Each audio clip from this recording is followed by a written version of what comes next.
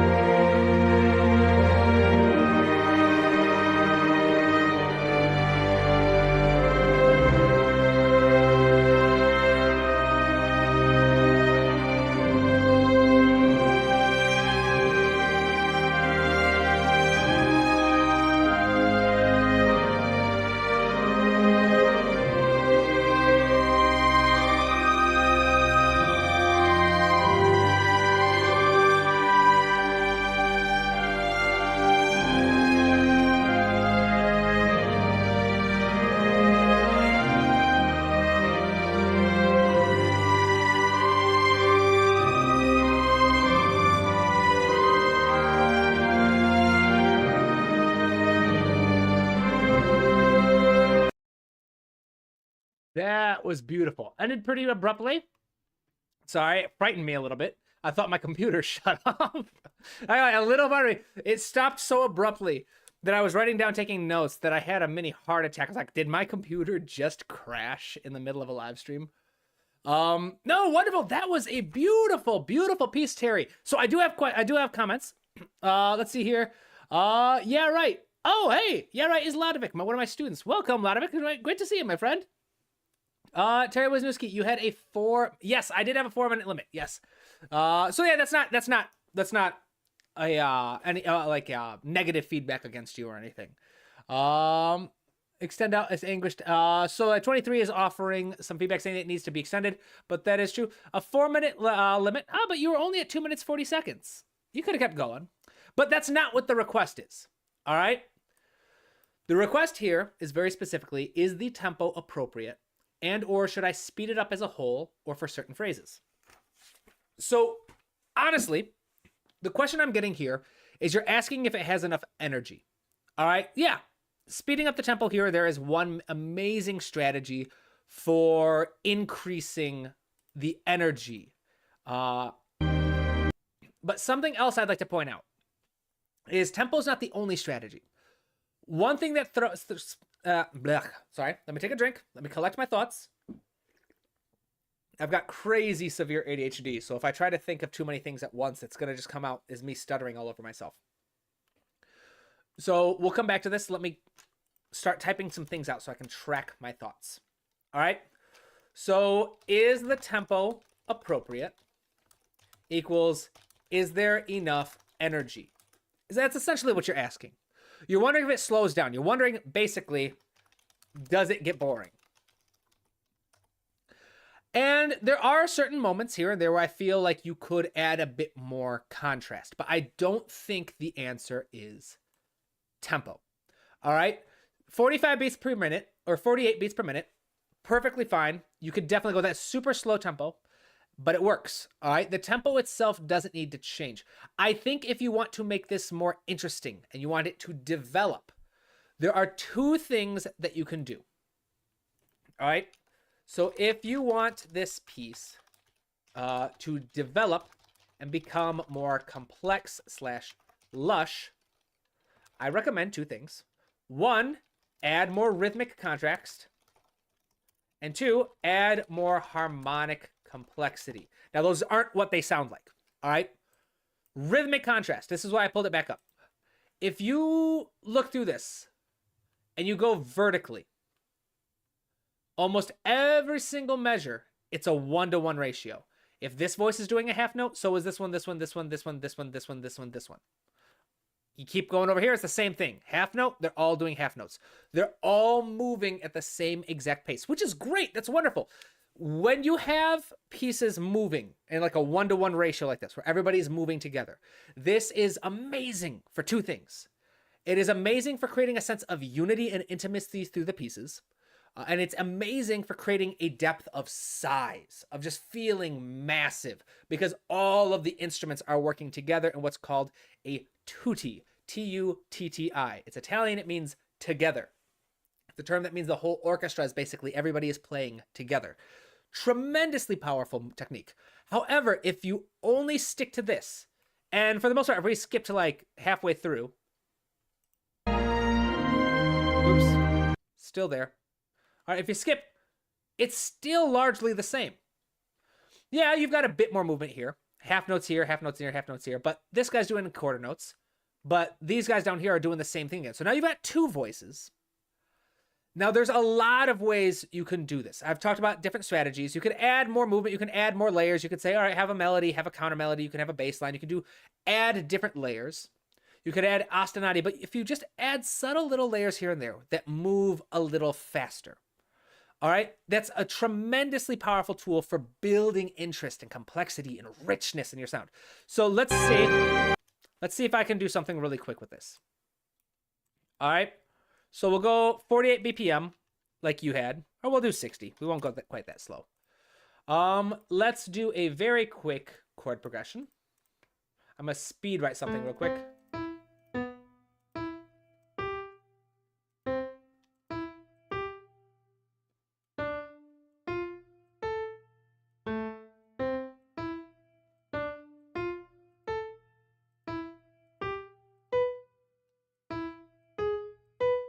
All right, so here's our chord progression.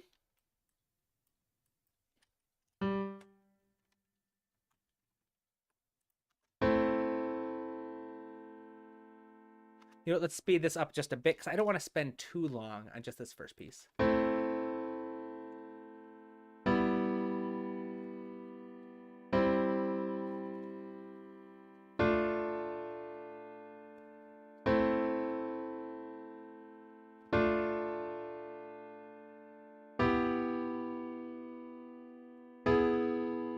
So now let's build a very soft melody on top.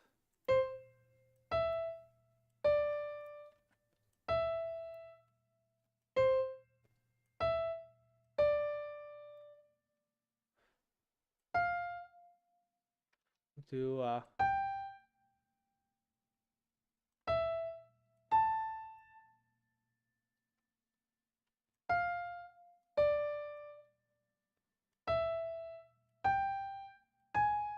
so here's our very simple melody, nothing crazy.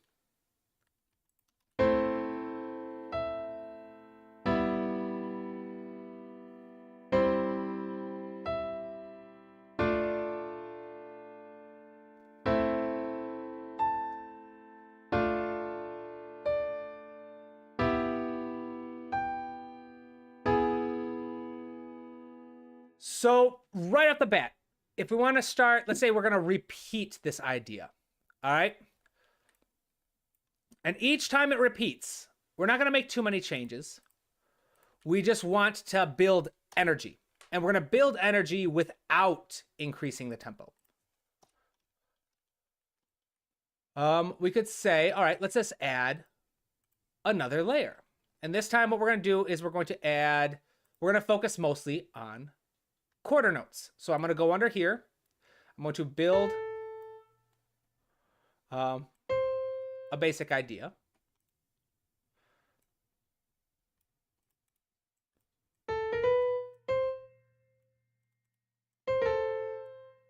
We'll color these actually.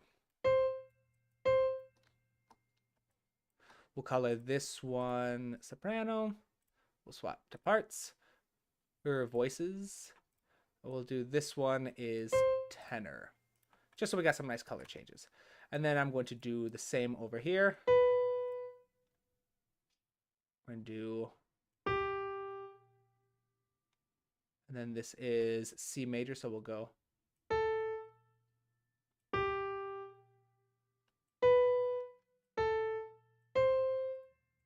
So what I'm going to do is I'm picking chordal tones here.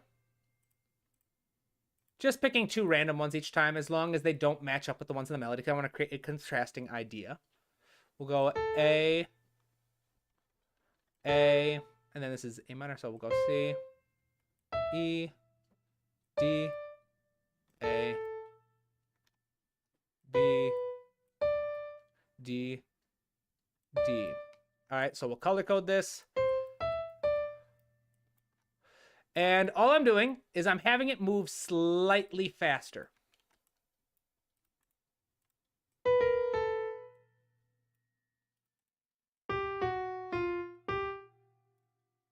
I'm going to have this second voice move on average by quarter notes.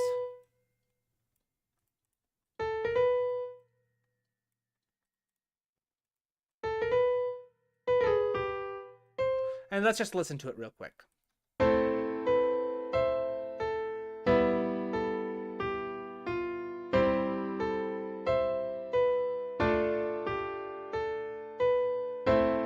All right, and so it's a simple idea.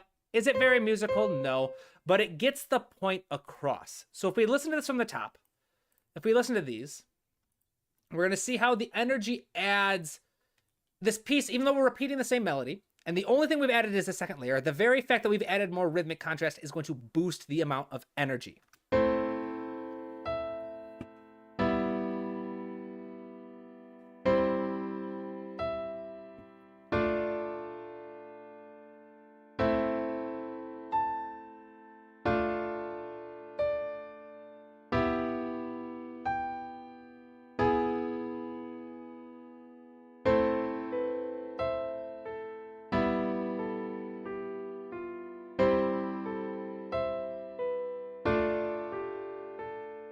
So you see how that works. I'm going to delete these notes, because I like the idea of having these stretch out a little bit longer.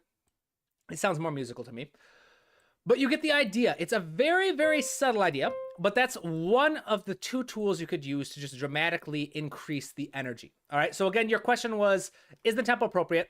I believe what you were going for was, is there enough energy? Does it get boring? I put this in the wrong spot. So essentially, if you want this piece to become more developed and complex, we said add rhythmic contrast. All right. By this, the different layers of your music can have a different average note length. All right. So how we said in your example, pretty much everything is moving at a 1-to-1 ratio. But here, earlier in the piece, they all moved at the same time. There wasn't much contrast. Each layer was playing the same rhythmic idea, basically. As you move on, it gets a little more complex. You've now got two basic rhythmic ideas, but it's still not enough contrast if you want to keep building energy, if you want this to feel more and more emotional. Now, here's the next tool, because I'm spending way too much time on this. I apologize. We will get to everybody. Adding more harmonic complexity. All right, so going back with this idea again, when you add size to your melody, in this piece, largely what you're doing is you're doubling in octaves. And that's awesome. All right, that is a tremendously useful tool. All right, when we play this, it's going to sound nice and big.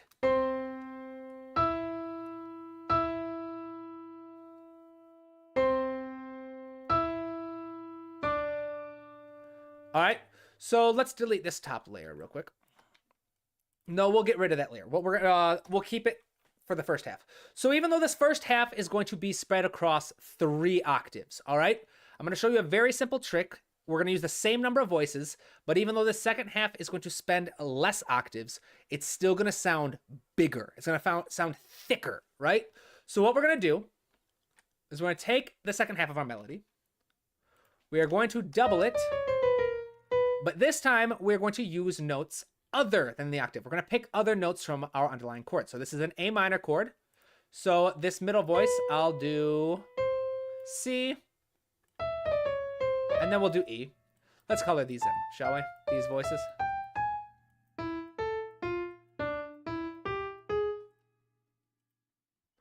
This middle voice, we will color. So what I'm doing is something called a chordal texture, where this additional voice is going to move with an identical rhythm to the voices it's between.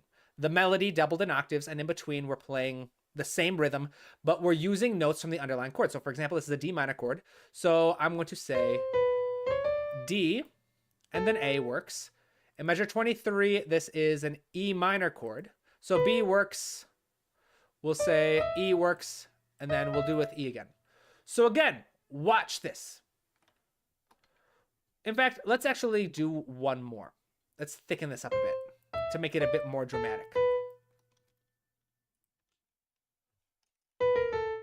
All right, so this is an A minor chord. So again, the inner voices are going to just stick to notes from the underlying chord. This is a D minor chord. And then this was a E minor.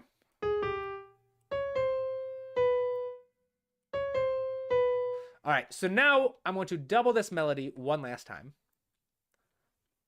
What I want you to pay attention to is how even though this melody in the first half is doubled across 4 octaves, and even though the second half only has 2 octaves and a couple voices in between, the second half is going to command more presence. It's going to feel fuller, richer.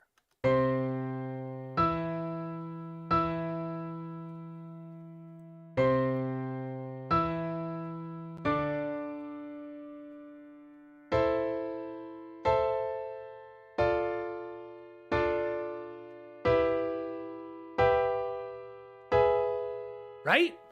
Now imagine when you play this in strings with that great, beautiful homophonic structure, like you were doing, that homophonic sound, I mean, like you were doing with the arrangement, adding more harmonic contrast. So when I say make it more harmonically complex, I don't mean you need a super complex chord progression. I don't mean that you need a super fancy, advanced idea for your harmony.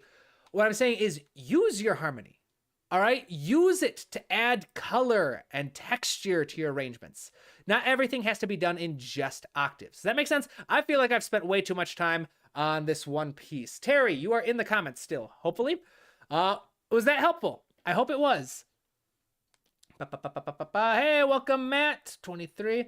La Profor, I've made it to a live stream. Welcome, my friend. All right, so let's move on, shall we? Hopefully that was productive. Cool. Thanks for the ideas to work with. Great stuff. Thanks. Wonderful. I'm glad it was helpful, Terry. Terry, I should say, all of that this is the risk of like a feedback stream is focusing too much on the feedback. This is a beautiful piece. All right. I need to say that right now. When I was saying like tools to keep it from getting boring, this is not a boring piece. I need to make that abundantly clear. This is an incredibly well-written, beautiful, very well-structured piece. I just am going based off of the request you gave, where you were asking about whether the tempo needs to be changed. I think the tempo is fine. I think if you're looking to add more energy, those are two wonderful tools you can work with to make it seem much more complex. If you spend any time listening to like really like beautiful string adagios, these incredibly emotional pieces, you'll find those two strategies are very abundantly present in those types of arrangements. The use of rhythmic ratios to make the layers a little more distinct and adding energy and complexity through their relationships, of each layer emphasizing a different average note length, and the idea of making use of your harmony to its full extent through things like a chordal texture are abundantly used to help emphasize the emotional nature of the music. This is an incredibly well done piece. You should be incredibly proud of it, my friend.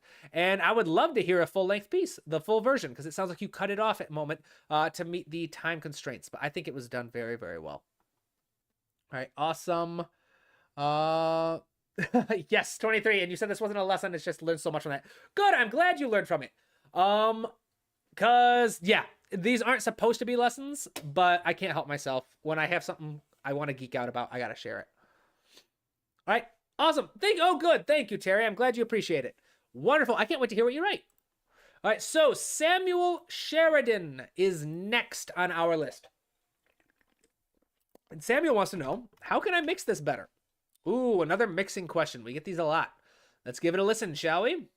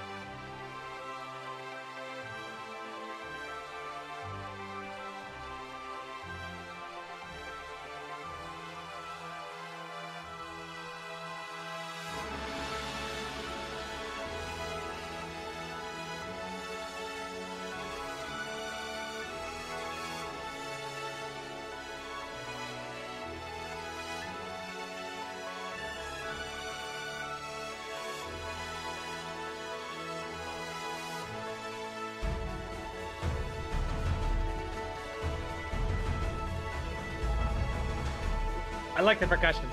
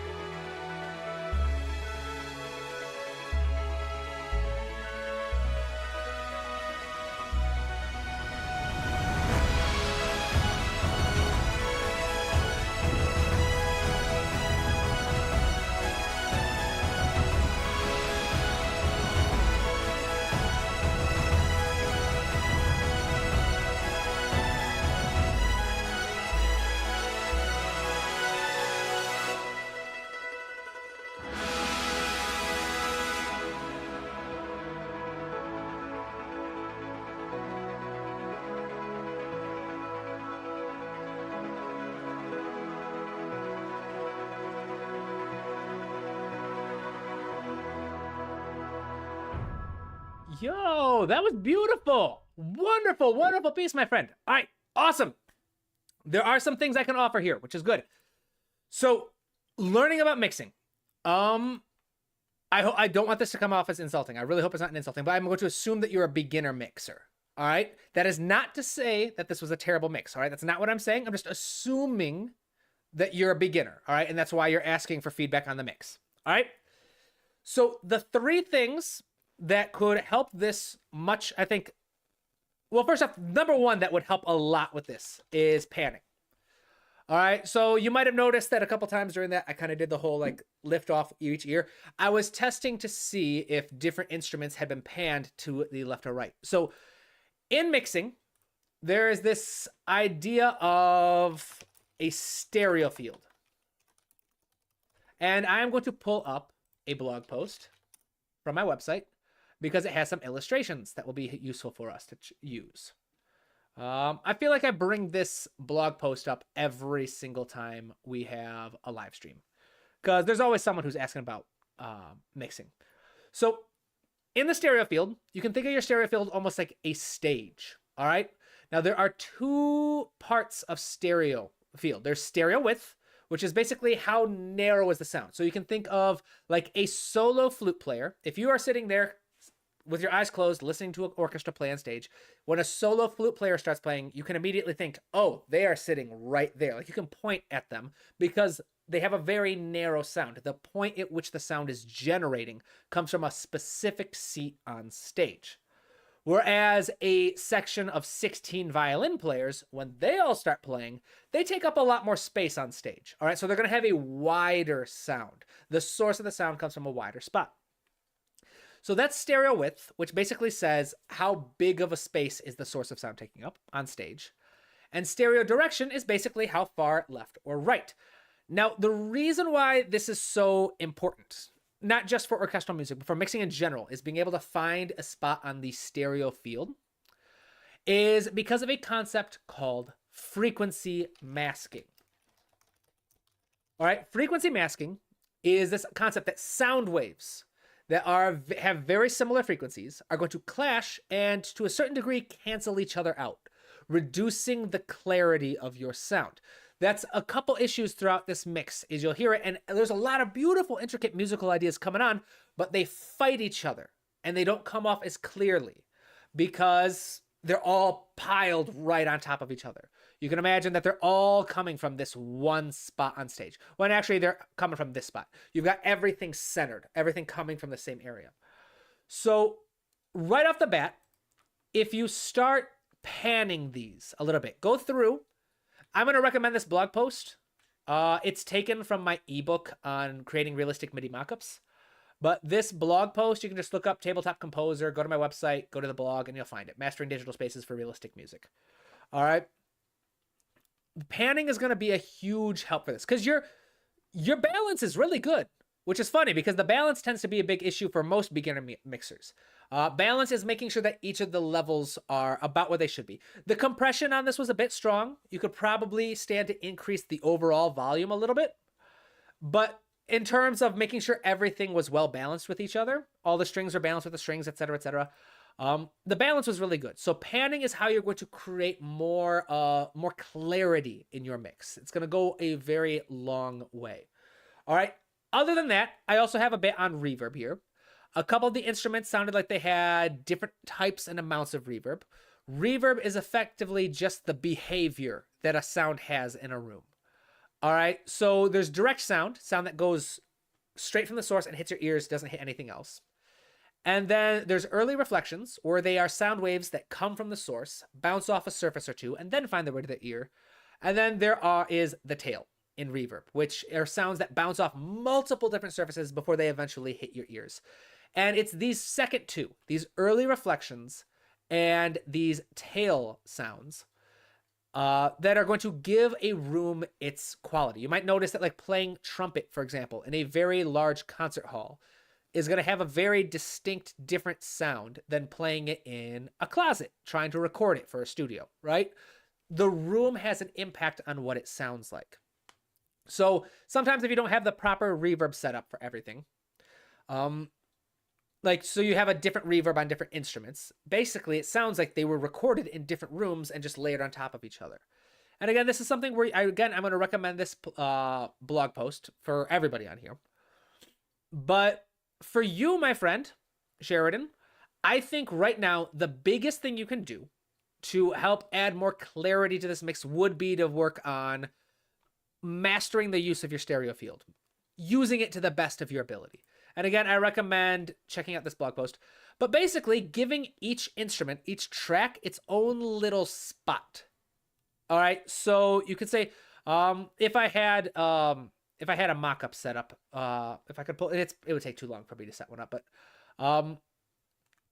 for example, right here, using your very handy blog post.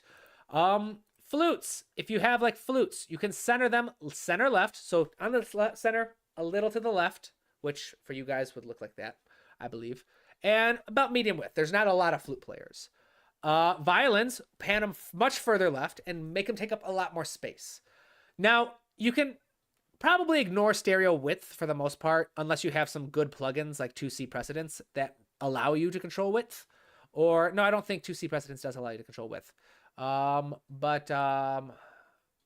plugin does? I have a plugin that does that. I don't use that much anymore.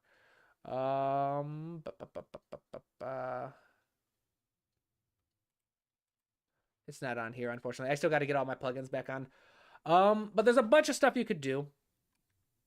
There are some plugins that allow you to control the width or not. If not, panning itself is the most important. You don't even need a plugin. Go over here to your little thing and just find a different spot for each instrument, roughly speaking. It doesn't have to be master. Use your ear to see what it sounds like. But if you give each voice its own little layer. For example, actually, you know what? Let's do this real quick. This is going to be something that those of you with earbuds are going to be able to notice a lot better than those who don't. If I take this, well, we'll leave this one be. If I take this voice, and we'll go through, what I'm going to do is I'm going to pan each of these 4 voices we came up with earlier to a slightly different position. If you do not have earbuds in right now, I am going to recommend, while I work on this, you go grab some earbuds to get the maximum effect from this. All right? Because you're going to see how this small little idea is going to give more width to your sound. It's going to give it more of a 3D presence, a more clear and powerful presence. And let's change these libraries just so we can get the most out of it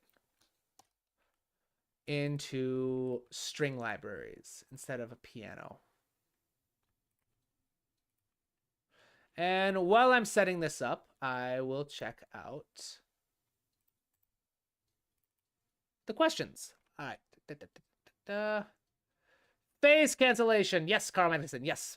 Frequency masking and phase cancellation are both big issues. SPG, thank you. I don't know much about mixing in general. Awesome. Yeah, no, my pleasure, my friend. My pleasure. So yeah, I would check out that blog post. That blog post is going to help a lot. We'll duplicate this.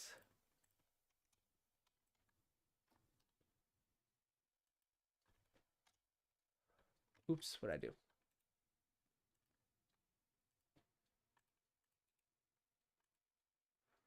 Delete this. I feel like there was a way easier way I could have done this. I'm just making it too complicated. That's okay, though, because we just need an example.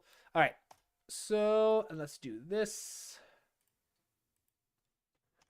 All right, so let's listen. Now let's pan these. First, let's make sure that this is all...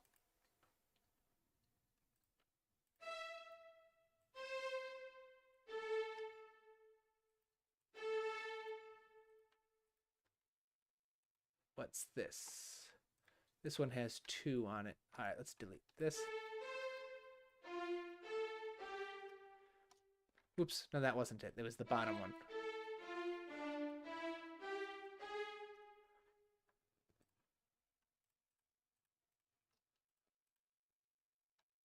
There we go. Each of these have their own voice. So now what we're going to do is we're going to spread these out a little bit.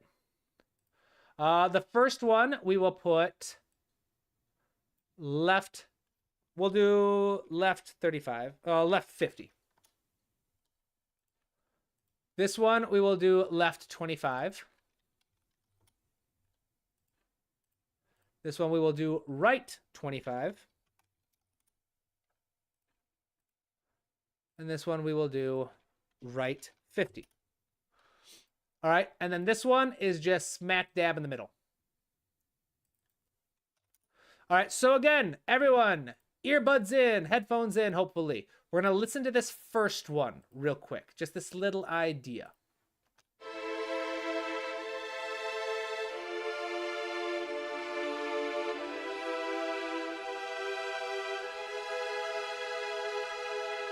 All right, now we're going to listen to it across each of these. Admittedly, heads up, it's not going to be a dramatic difference, but it will make a noticeable difference.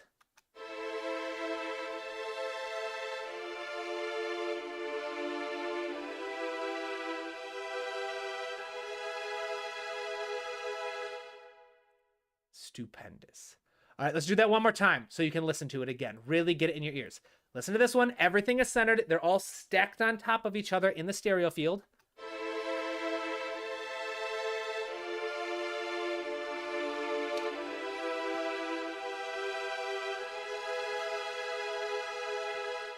And now listen to it where everything is spread out a little bit more.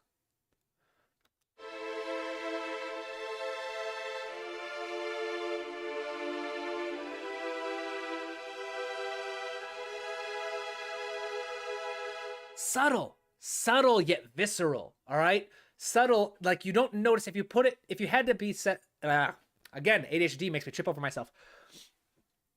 If you were forced to say, why do you like the second version more than the first? The average person probably couldn't tell. The average person would probably be like, I don't know. Is it different instruments? I don't know. Maybe it was, they'd say maybe there's more reverb, or if they'd come up with different reasons. They don't know why, but there's still this visceral response that the second one feels more natural. Because when all of these layers are spread out across a digital stage, they all have their own space, it mimics an actual real world space where the different musicians can't stand right on top of each other. They're going to be spread out across the stage. Whereas this first one just forces everyone to be heard from the same exact direction. Again, if you want a much more in-depth, more coherent, more well premeditated lesson, check out this blog post. All right, Mastering Digital Spaces for Realistic Music. Go to my website, go to blog, and you'll find this one. It's a couple years old, but the information is good. It'll talk about mic positions in sound libraries. This section on panning will cover everything we just did. And again, my friend Sheridan, the panning is what's going to have the biggest impact, I think, on your music. Increase the volume a little bit, but the panning is going to help bring so much more clarity and width to your sound. And then reverb is always a fun topic to learn about. All right. So again, I feel like I'm spending way too much time on each individual piece that's been submitted, but thank you. Hopefully that was helpful. Let's see here. Face cancellation. I definitely got to check that blog post out. Yes, it's a good blog post. Check out the book it's from too.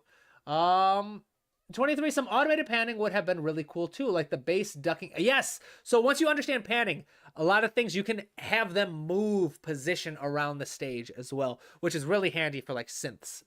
Welcome Euthymania. Welcome, my friend.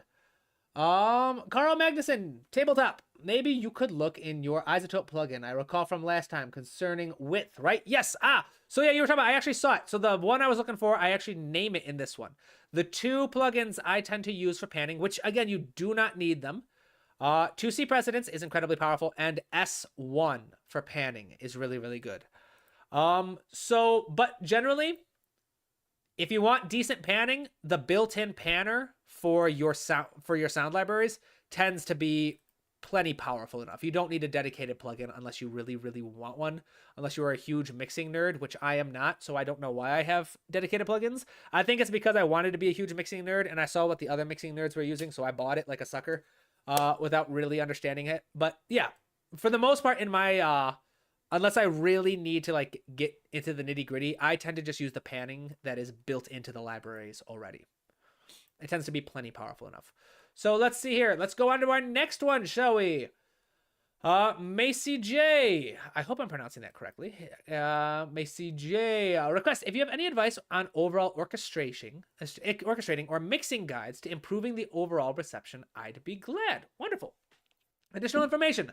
I am a beginner composer, and this short piece is my first attempt at orchestral music, as well as my first time in DAW production. It was inspired by a tabletop RPG game campaign I've played in Forbidden Lands. I tried to convey a somewhat marching feel in the first part and decided to keep that rhythm for the rest of the piece to have the feeling of consistency throughout it. Not sure, though, if it didn't come out a bit boring. Wonderful! Well, thank you for sharing, Macy. Wonderful. Your first piece. This is awesome. I'm glad you had the courage to share. Let's listen to it together, shall we? And let's see if we can't come up with some constructive feedback. We always hear about the red flags to avoid in relationships. All right. Gotta wait for the ad to end.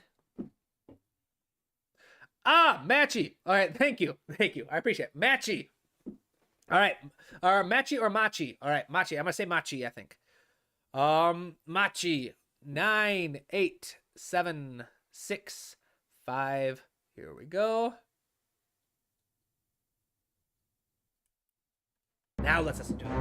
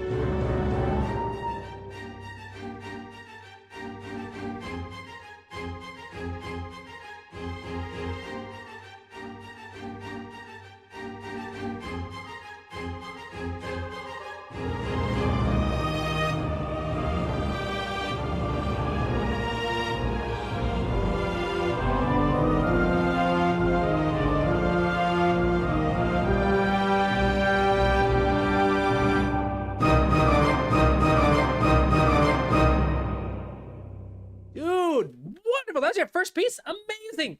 All right, so I'm gonna give you some feedback on the stuff that you're doing really, really well. All right, because I don't have anything specific just yet, just because you are a beginner. You have a very natural understanding of the breadth of an orchestra. All right, so what do I mean by the breadth of the orchestra? Throughout this short one piece of music, your size changes dramatically. You start off very large with the brass, you get bigger by adding the strings, then you come back down, and it's just a short, like half the string section plus some woodwinds. Then it starts getting bigger again. At the very end, it comes down just quickly before, bam, it comes back at that huge statement at the end. That is very idiosyncratic. That is using the orchestra as it's meant to be used. The orchestra consists of so many different sections. It consists of so many different instruments, and yet so many beginners make the mistake of thinking the only sound that matters is the sound of the full orchestra, and that's just not true. If you look at the audio depiction, I'm blanking on what it's called, but like the audio waves of a piece of music from orchestral music, Beethoven, Mozart, Haydn, anyone more modern like John Williams, it has a shape like this, oftentimes much more dramatic, where you see spikes and you see it come back down. You can see the size of the music shifting from section to section. The golden rule between orchestration is only using what you need. All right? And I know I said that the golden rule of arranging and orchestration was thinking through a voice first lens and not an instrumentation first lens. That's true as well. But one of the big things about using an orchestra to its greatest strength is to keep in mind that little idea. Only use what you need. Because if you're trying to constantly use everything, then you only have that one sound. You only have the sound of using everything. There's no contrast. There's no growth from that. There's no interest. But if you're using only what you need to help add a little bit more here and there, then it's wonderful. And so you have a very natural talent for this, my friend. You have a very natural ear for it. So very, very well done. That's going to serve you very well. So in terms on where you can grow from here, there's a few things I noticed from here. There, a couple times where some instruments were out of balance with each other. For example, like the horns shouldn't be that much quieter than the trumpets. There are a couple moments where you could have used a little bit of like reinforcing the mid registers a bit more instead of just the extreme outer ones.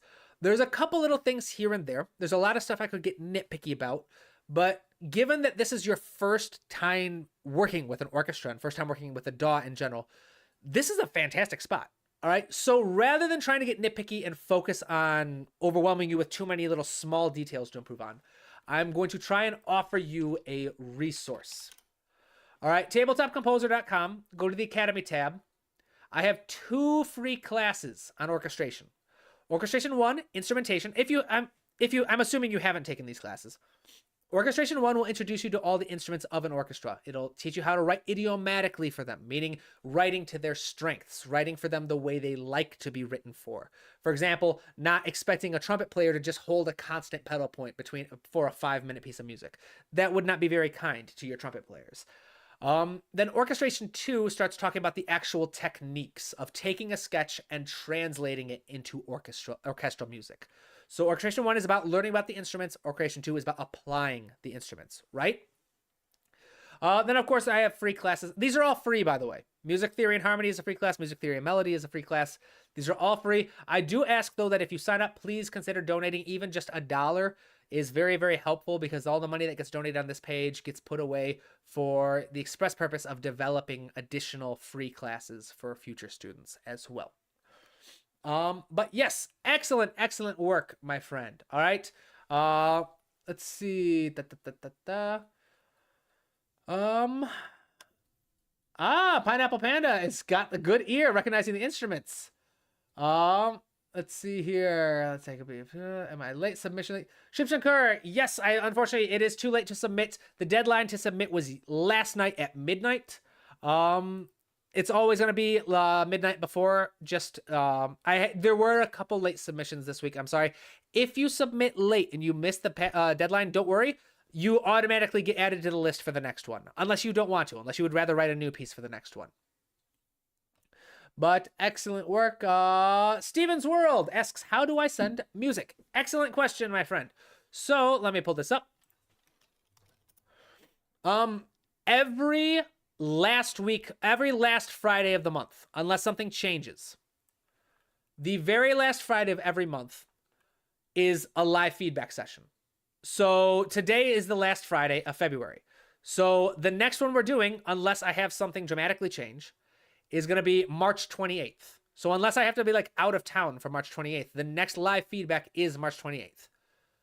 That means on March 24th, the Monday beforehand, I am going to make a post like this on Instagram and YouTube. So if you follow me on Instagram or you're subscribed to me on YouTube and you have on YouTube the notification bell clicked, you will see a notification like this, and it will tell you the guidelines as well as instructions. So for example, guidelines, only YouTube and SoundCloud links. Unfortunately, I won't download music for this stuff. I just can't take the risk of downloading things sent to me by strangers. All right? You can send them to me on Instagram or to my email. There is a 4-minute time limit. And when you submit it, you're supposed to give me a specific ask for what specifically do you want feedback on, just to help keep things a little streamlined. All right? So again, set your calendar reminders if you need to. March 24th is when I will I will be open to receiving new submissions. The deadline will be the very end of the day. So 11:59 p.m. on Thursday the 27th. And then the next stream will be the 28th. So in 4 weeks, that's when I will do another live feedback session. I am going to do this every month for the foreseeable future. All right. I love doing these. I enjoy them. The last stream of each month will always be, as long as I can handle it, live feedback day. All right. So again, follow me on Instagram and or follow me on YouTube. Set that bell for notifications. So if you want this is 100% free. I do not charge for this. All right. And yeah, so hopefully that answers your question, Steven World. Is there an ad? Yep, sorry. Steven's World, no, it does not have to be classical. If you, all of the, let's see here.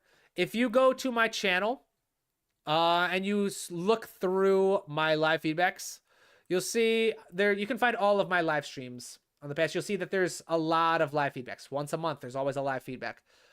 We get all kinds of genres. It does not have to be classical. It doesn't even have to be film music. We've gotten beats before. We've gotten vaporwave. Any kind of music that you want, you can submit it if you just want some free feedback, some thoughts. That being said, I can offer the best feedback, in my opinion. I think I am most qualified to share feedback on film music, choral arrangements, and oddly enough, musical theater kind of stuff, because I've worked on that kind of stuff before. So that's what so yeah, just keep an eye out for that, and you'll be able to submit.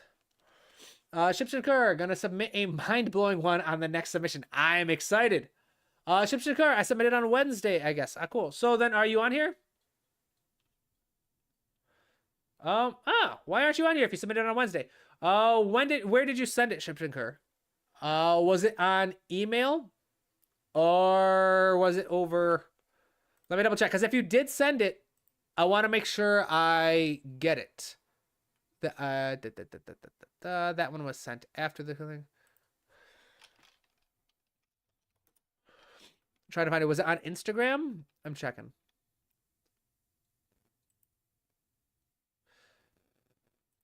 Did it go to my spam? I hope it didn't go to my spam. Don't see it in spam. Let's see here.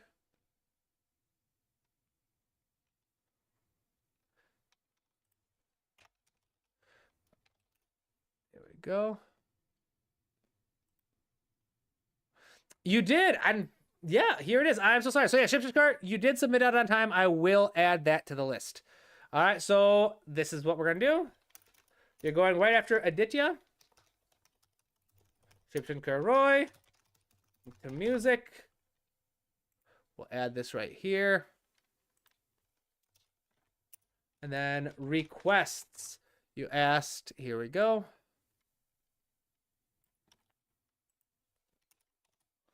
There we go. Awesome. So we've got your requests in. So yeah, we'll make sure you get it. All right. Of course, my pleasure. You met the deadline. You followed the rules. You're not going to get penalized because I made a mistake. All right. That being said, let's move on, shall we? All right. So Judith, another regular on the channel. Judith says, we have music, additional information. I call this one The Aviators. It has zero inspiration behind it. That's unusual for Judith. Judith, you usually have nice, beautiful stories behind your music. Judith says, I was noodling about one afternoon on the keyboard and messing around changing keys. Anyway, this is the lump sum of those efforts. After finishing it and listening to it a few times, I was thinking Acrobat. But after mooching around for videos, I found one that I thought fit the music, and voila, this piece was named. Wonderful. So Judith says, have I kept it interesting enough with the orchestration, key changes, and small variation to the melody? Any other feedback you think is relevant, as always, is very welcome. Wonderful. Let's listen to it, shall we?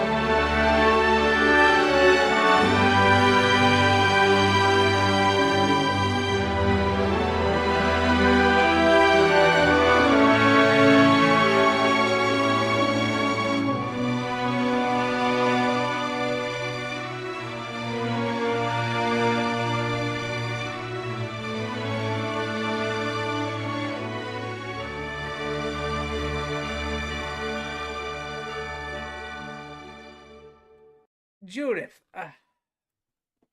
you gotta stop submitting my music, my friend. Your stuff is too good. I can't ever come up with anything. No, don't stop submitting. Your music is amazing and you deserve to have it heard. It just, you have beautiful arrangements. You have a gift for this, my friend. Everyone who submits music is insanely talented on this channel. I've never once, I've been doing this for a couple of years now. I have never once had to fake a smile through a piece of music. All right. I have never once heard something and been thinking to myself, well, this is crap. How do I come up with something nice to say about it? That's never happened. Every single time someone submits something, it's always incredible. All right. Obviously, different people are at different levels when you submit music. All right. That's a given. Different people are at different points in their journey, but everyone on this channel is so insanely talented. It makes me feel very blessed to be able to work with you people. Judith, you are a very gifted orchestrator, all right? I have a couple things. One is a very nitpicky idea, and one is a suggestion and request. Number one is prior to about the 2-minute marker, your strings are, on general, a little quiet, all right? Again, that's me being nitpicky. I had to try and find something, and that's the only thing I could find. Is prior to the 2-minute marker, your strings on general are balanced a little on the quiet side compared to the other instruments in your orchestra. The string section playing together in a large statement, it has no reason why it shouldn't be able to match the strength of the brass section. All right, individual instruments, brass overpowers by a long shot. But when you got 16 violins competing against 3 horns or 4 horns, they can balance each other quite well. So here's my recommendation and my request is your music is too beautiful not to be played by an orchestra.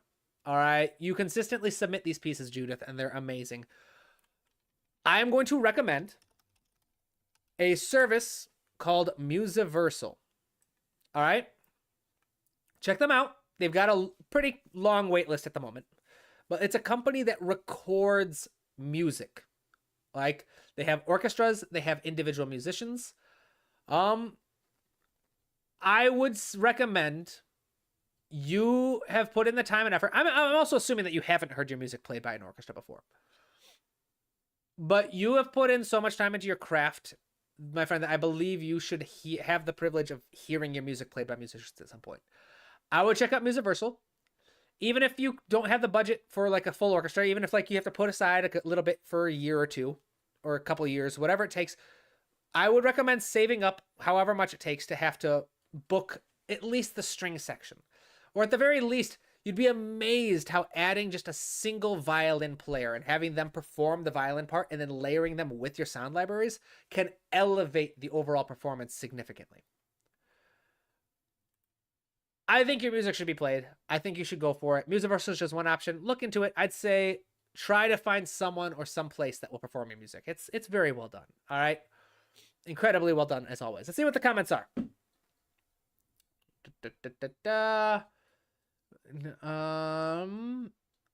Shipshankar boy, I really need some advice on better VSTs that will work with Finale. Have I got the idea for you, my friend? Noteperformer.com. Engine. They have Note Performer engines. I'm going to be releasing a video about this week. Where they take VSTs and libraries and they perform them with an AI that adjusts them as it performs. Very, very cool.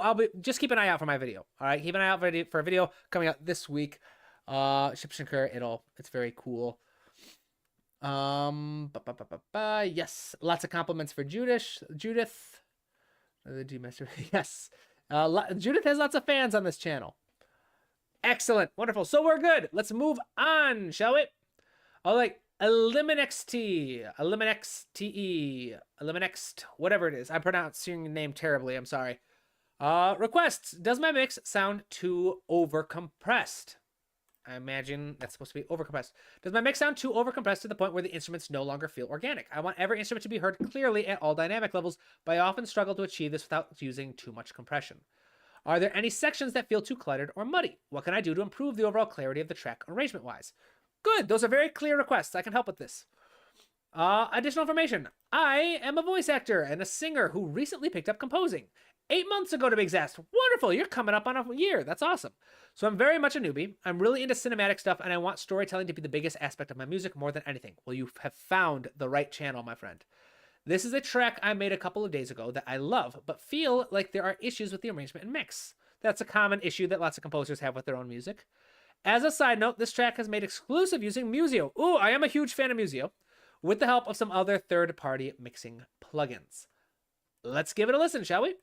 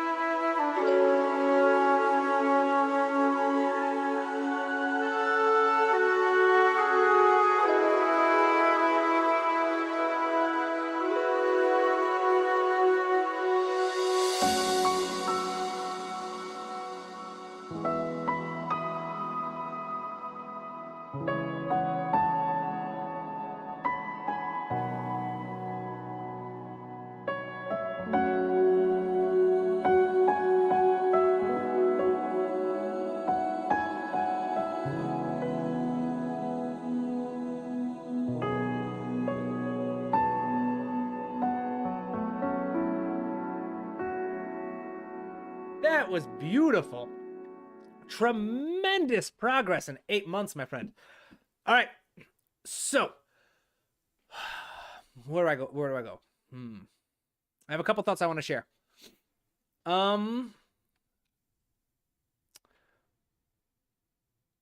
First, all right.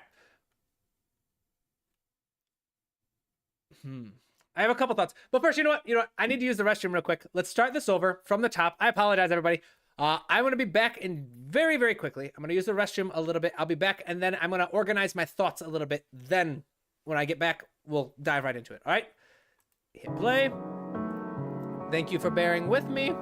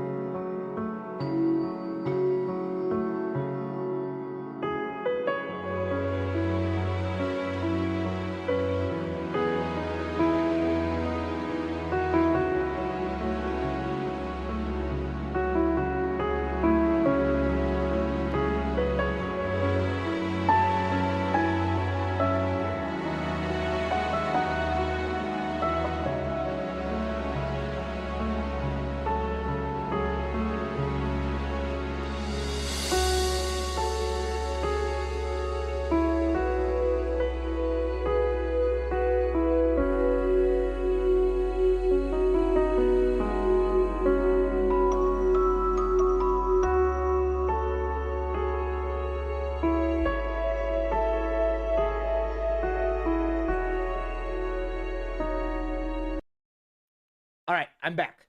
Thank you for your patience. So,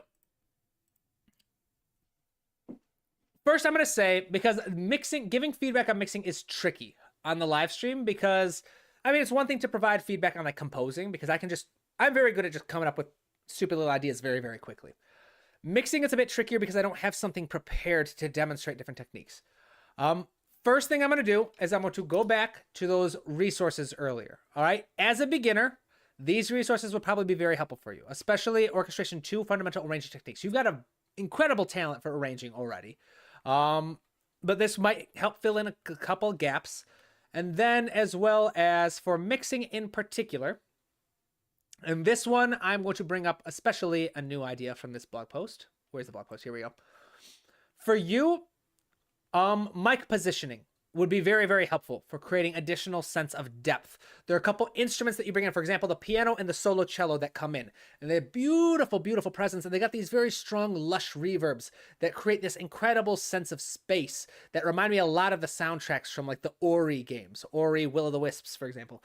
Beautiful games, beautiful soundtracks, and that's the kind of vibes your music gives me. But something you can use a bit more of a combination of the ambient and close mics to create a sense of intimacy with those instruments, of being very close to you without losing some of the etherealness. All right. And then, of course, panning is helpful. It sounded like you did some decent panning, and reverb. You were using lots of reverb here and there. Now, your question was specifically about overly compressed. And I did get the point here and there that you were using compression as a crutch. All right. So in general, for those of you who don't know, compression is basically this, it's a plugin in mixing where it says there's a threshold for a maximum volume. And any sound that goes higher than that threshold is going to get chopped down a bit. Now, the ratio, you can set how much it gets chopped down. You can say, all right, if a sound goes past this maximum volume, we're going to chop it down to like 1/3 of the original sound, of the amount. Like the amount that goes above it is going to get chopped into 1/3, or it'll get chopped in half. Or you can get smaller ratios, instead of like 1/12. It'll be chopped down to 1/12 of the amount that goes over. And the idea is that once all these sounds that go past this threshold have been chopped down a little bit by the amount you want, it reduces the distance between your loudest and softest sounds. And then they all get boosted a bit so that the whole thing sounds a little bit louder without having those loudest sounds popping your speakers. Now, it can be used to help close that gap a little bit, but the problem is if you do it too much, you get this crunchy flat sound that makes everything sound at the same level. There are a couple moments where I get that in this mix. And like I said, I got the impression, I could be entirely wrong, but I got the impression that at times you're using compression to try to correct with a couple of balancing issues. If that is the case, and you are struggling to find balance, I'm going to recommend Aubrey Whitfield, Pink Noise. All right? Look up Aubrey Whitfield, Pink Noise, and click this link. All right? It is an incredible tutorial. It's like 1 minute long, and it's going to give you a very, very powerful method for just dramatically reducing the mystery and the intimidation of balancing your instruments. Now, the Pink Noise method isn't perfect, but if you're a beginner or you're just trying to move fast, it's a fantastic starting point that I cannot recommend nearly enough. So if you get the proper balance, you don't have to over-rely on compression, and it's not going to come out with that flat, kind of squished quality. All right? But for 8 months, my friend, you are doing tremendously well. And multi-talented singer, voice, actor, incredible. I'm glad you found the channel. All right? I've got a whole bunch of stuff about storytelling. In fact, it's about time I do an ad for myself, isn't it? Check it out, people. My bookshop right now. Today's the last day. This is the last day of the sale because the month ends and it goes back to full price tomorrow. Channel members, we are going through this chapter for $5 a month. $5 a month. That's way less than $1 a day. That's like almost not even $1 a week. You can become a member of this channel, support me, and gain access to weekly exclusive streams where each week we go through a different chapter in this 400-page textbook on composing. all about composing music that tells stories, regardless of genre. So it's a 35 chapter book. And if you buy the digital copy from my website, every time the book gets updated, which doesn't happen very often, but I am currently working on an update. I'm adding a lot more sound, sound examples and updating images and stuff. You'll get the update for free. I've done it before. I think I'm on like draft 3 at the moment. So everyone who's bought one in the past, if I have your contact information from my website saying that you bought it, I just send you a free update. So grab a copy and then become a channel member. And every week we're going to go through it and you're going to just exponentially grow as composers. All right. That's my advertisement. Wonderful, good, wonderful job, good job, wonderful, good, wonderful job, good job, my friend, excellent. Now we've got 2 more. We've got Aditya and Shiv Shankar, both regulars of the channel. So Aditya, who I think has submitted something for almost every single live stream I've ever done for these feedbacks, asks, what should I do in the second half of the piece in case of accompaniment and drums? Let's listen and find out, shall we? Dear McDonald's. Nope, not listening to a McDonald's ad. All right, we got 22 seconds. What are you guys talking about in the comments? Let's see here. No worries, Judith. We went through your piece. It was very popular. All right, it was very well done. Yes, people taking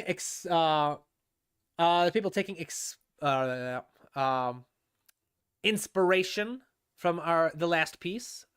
Here we go.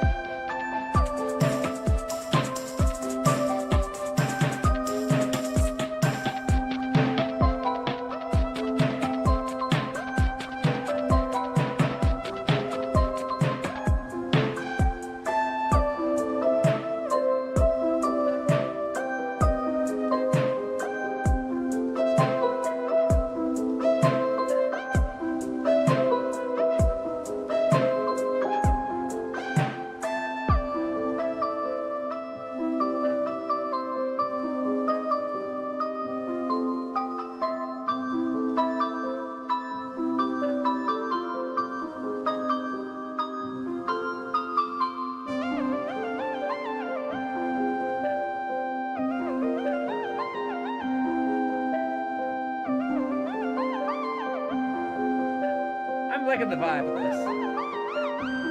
Like upbeat and relaxing. Just like chill.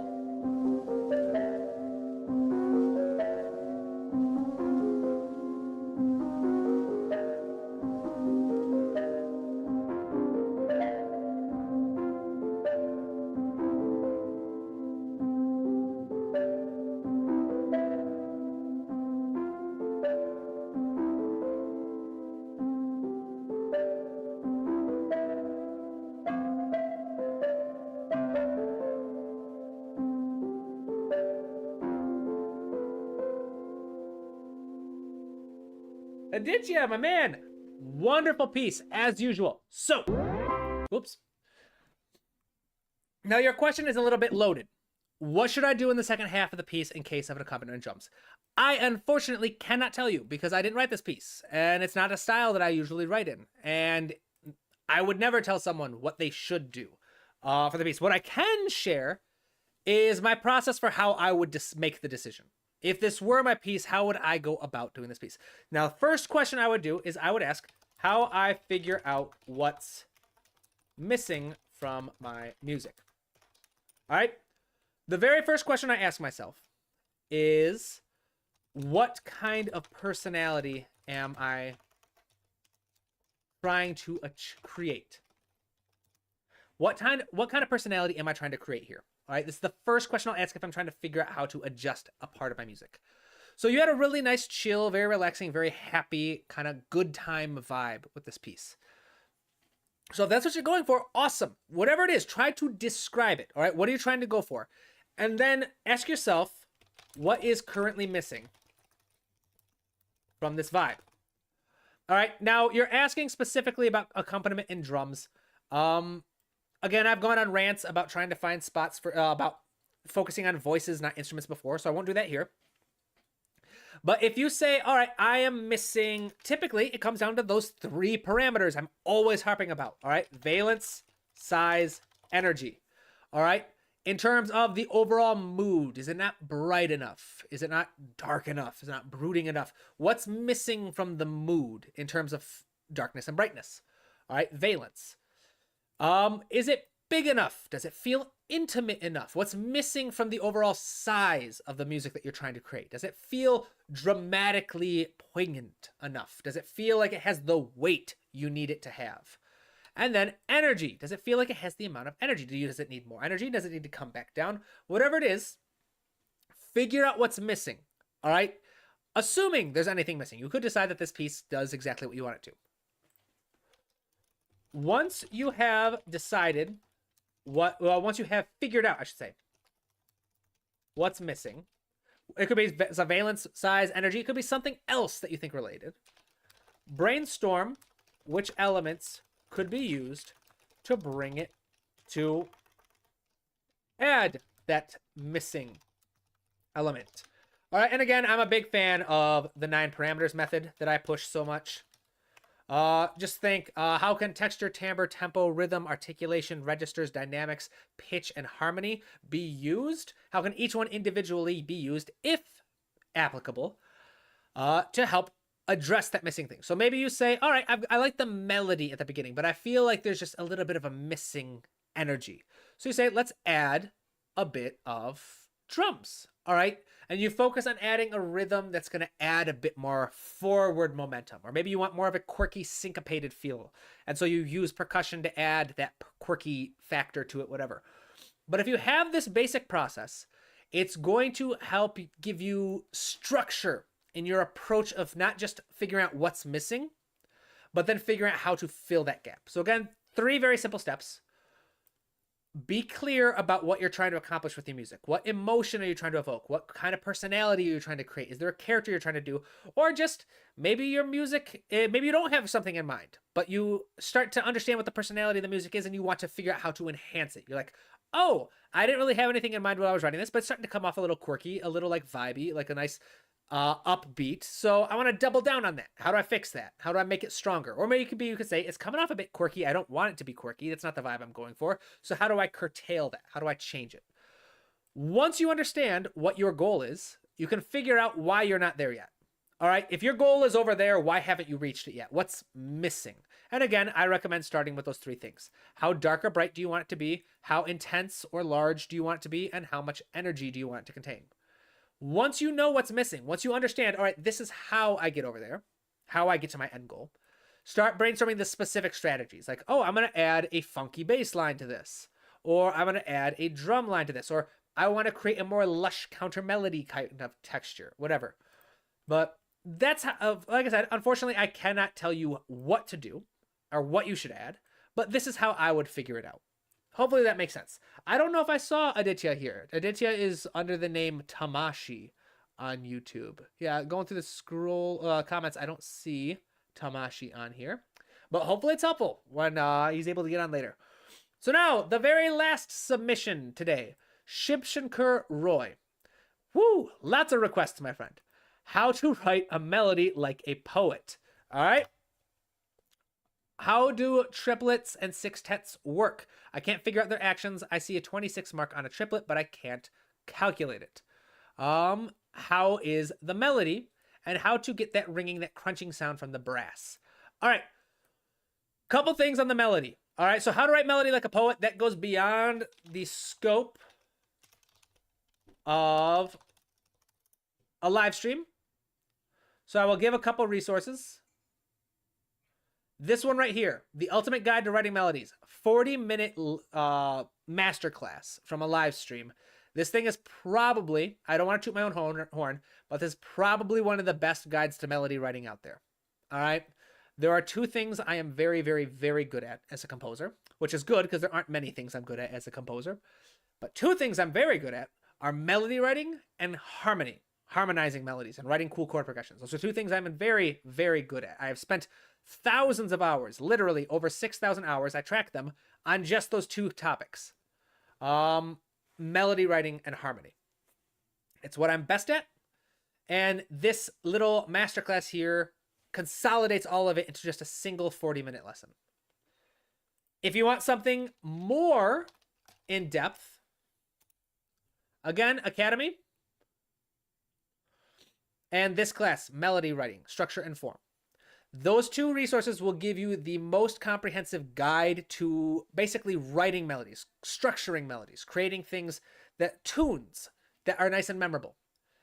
Now, you asked specifically about writing melodies like a poet. So I imagine you want a guide to writing melodies that tell a story. In which case, once again, for the second time in this live stream, I'm recommending my textbook. Again, it's a beefy boy. All right, 400 pages. This nice little resource here is all about writing music specifically to tell stories. So how do you write a melody that perfectly encapsulates a specific character? Things like that. In fact, I'm going to pull up a section of this book here to answer your second question before we dive into the music, about the question about tuplets. In chapter 2, I have a section. Chapter 2 is about reading rhythm notation. A tuplet basically means, like I said here, I'm squeezing in another note. All right, so triplet means, all right, normally there's 2 notes that would fit in this amount of time. I'm going to squeeze 3 in the place of 2. Quintuplets would be squeezing in 5 in the space of 4. Now, for example, you're squeezing 5 notes here where normally just 4 would work. You can also use ratios. Anytime you see a ratio like this, like 9:8, it means this is how many I'm squeezing in. This is how many would normally fit in this space. So that's how you read tuplets. Hopefully that helps. Close that. And now, my friend, let's listen to your music and tackle your other requests. Then I do have to call it a day.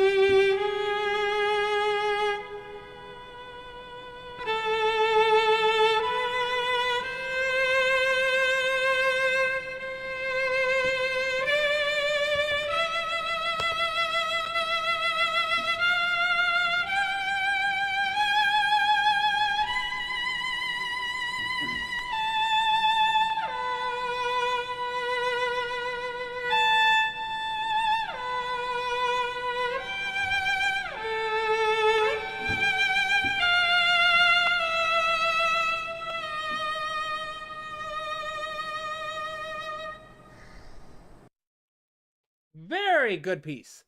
Beautiful, my friend. All right. So how's the melody? All right. I think it's very good. I counted, I believe, 3 themes. All right, did you have 3 different themes in that piece? After it was only my first listen through, so I might not have gotten it right. I would say the tricky part with solos like this, especially shorter pieces, is if it's a new melody, you have to give your audience time to recognize the melody. Repetition is your friend in melodies, to a point. So that first time you play through the melody, repeat it. All right, this was standard, mostly in like sonata form. During classical music, Mozart would do this all the time. You introduce a theme, you introduce the second theme, and then they would both get repeated exactly the way they are. to really allow the audience to really sit and go, okay, these are the themes. These are the melodies. We can sing along with them. All right. So a big issue that lots of composers have when they're starting out is this fear of being boring. All right. This fear that if you don't immediately move on to the next idea, then you're going to come off as simple. There's nothing wrong with simple. You want to make sure that you give enough time with your ideas that your audience recognizes them and comes up with. I'd say that was probably the biggest piece of feedback for my first listen through of that piece. Is there are moments where I don't think you allowed the melody to sit. You didn't allow the theme to sit and just the audience to experience it. You were quickly moving on to the next idea. Don't move too fast. Allow us to sit in that music, recognize that music, get familiar with your ideas. Then we can move on. All right. Very beautiful piece. I would say the melodies are good. Like I said, just spend a little bit more time with them. There's a reason why one of the most common structures in music is AABA. And you'll notice the theme gets repeated 3 times with just one contrasting theme in the middle. It's because we want to have time to recognize that theme well enough that we can go, oh, this is a new idea. All right. We don't have to think, like the audience doesn't think that actively. No one, or I wouldn't say no one, but most audience members aren't trying to track the structure of your music as they're listening to it, unless they're a huge music nerd, like lots of us. But the audience has an incentive, like an inherent idea of this is the structure.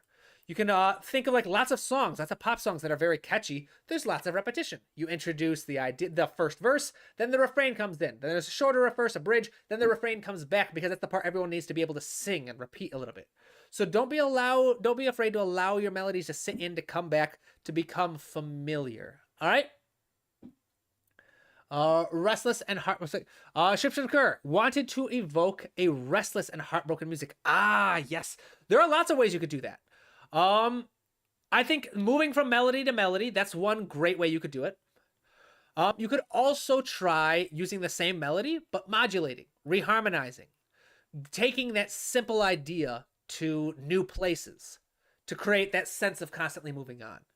You could try taking the same melody and you could try changing techniques of how we're going normal arco to moving closer to the bridge or going more closer to the higher up on the neck. There's all different things you could do to portray that, but you don't want your ideas to sacrifice. You don't want the novelty of your ideas of portraying. You don't want. How did I put this? I've got ADHD, so I hear my roommate moving furniture around, and it throws me off. But what was I gonna say? Dang it! I think I forgot it. Oh yeah. You don't want the artistic, creative ideas of showing off how clever you are or whatever. And I'm not saying that's what you're trying to do, but you don't want the cleverness of your artistic portrayal of it, your gestures, your metaphors, to overcloud the structure and familiarity of your melodies. Like I said, I think it's a very good piece. I think if you simply took that first melody and then repeated it, it would give your piece of music significantly more coherence. It would give us a point of departure. Because right now, if you go from like A and then immediately to B, immediately to C, immediately to D, it's just constant motion. We don't have this sense of we're starting somewhere and now we're departing and moving somewhere. Like I said, there's a reason why the great composers like Mozart often, like I said, in sonata form, the initial performance of the main themes gets repeated. I believe it's called double exposition form, is when the introduction of the themes gets repeated verbatim so that the audience is allowed to become familiar with them. Then, when you get into the whole development section, that's when the themes get like mutilated and changed and moved around and all kind of cool things happen to them. We have that sense of departure because we were able to have that chance to feel familiar with where we started. But incredible piece, as usual, my friend. And with that, we end another stream. Thank you, everyone who stopped by. I had a lot of fun. Don't forget to check out my bookshop. Don't forget channel members, $5 a month, and you get lessons every Wednesday, a private exclusive live stream where we're going through my textbook. You don't need to own the textbook to go through it. It's still useful, but it is helpful. Today's the last day of the sale. And a reminder for everybody who wants to submit music, the next feedback live stream will be March 28th, the last Friday of March. Submissions will be open on Monday beforehand, so make sure you follow me on Instagram. Make sure you have that notification bell clicked for YouTube so that you get the post that announces things are open and gives you the guidelines for submitting. All right, but until next time, my friends, I will see you all next Friday, unless you're a channel member, in which case I will see you Wednesday. Thank you very much. Keep studying, keep working hard, keep writing new music, my friends. I will see you all. Enjoy your weekend. All right, bye-bye.